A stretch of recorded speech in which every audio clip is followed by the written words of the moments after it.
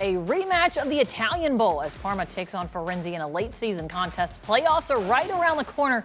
Will these two meet again? Defending champion Panthers strike first as Ryan Minetti swings it out to the big tight end Dario Zatti, who rumbles his way in for the 55-yard touchdown. Next possession on 4th and 24, Guelphi Andrea Fimiani fires the bullet down seam to Ryan DeLuca for 6. The extra point's no good, so it's a 1-point lead for the Panthers.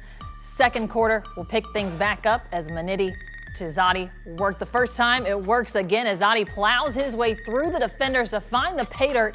Parma tacks on a field goal before the half as well. Now, Firenze would score again, but defense played a massive part with multiple goal-to-go stops for each team.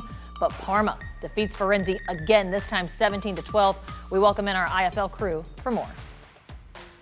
Well, that felt like the end of the regular season, quite frankly. This game that we'd been building up to all year is a rematch of last year's Italian Bowl. Not much of a spectacle, but I am left with one important thought, and that is that after kind of an indifferent season for the defending champion Parma Panthers all year, to finally grind out a win over a really good football team, they're going to be full of confidence going into the wild card round in 2 weeks. Yeah, you'd really think so, Mason. This is the first time where they've been in a close game against a really good team, and they were able to fight through it and win the game at the end. It also gives them a home playoff game in the wild card against Legnano, which I also think is an important thing for them. They won it with defense, too. Their defense has not been very good this year. They give up almost 4 touchdowns per game to hold the Guelphi to just 12 points.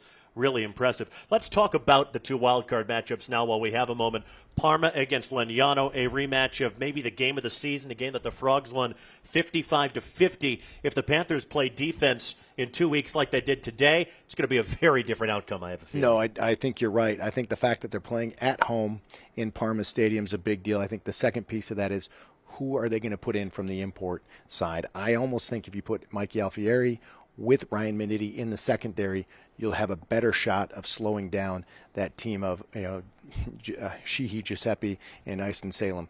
They've just been dynamite all season, and they really, really are tough to stop.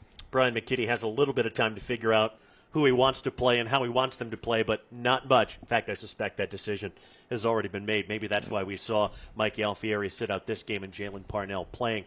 In the other wildcard matchup, the Ancona Dolphins, the 3 seed, will play the Lazio Marines, the 6 seed. That was a blowout just a few weeks ago in the regular season. Ancona all over them. But since then, the Marines have kind of rejiggered how they run their offense, and they're playing some much better football because of it. Yeah, much different philosophy from the Marines. I think it's doing very well for them. They're running the football with a lot more ability than we saw earlier in the season. And then they've added a new import, which should be an interesting matchup for the Dolphins. Dolphins are really having some struggles. They've lost, a couple games here towards the end of the season, lost the bye opportunity that they had just a few weeks ago. So it should be an interesting game as well. Cannot wait for this postseason. The regular season has been so darn much fun. Bring on the playoffs, guys.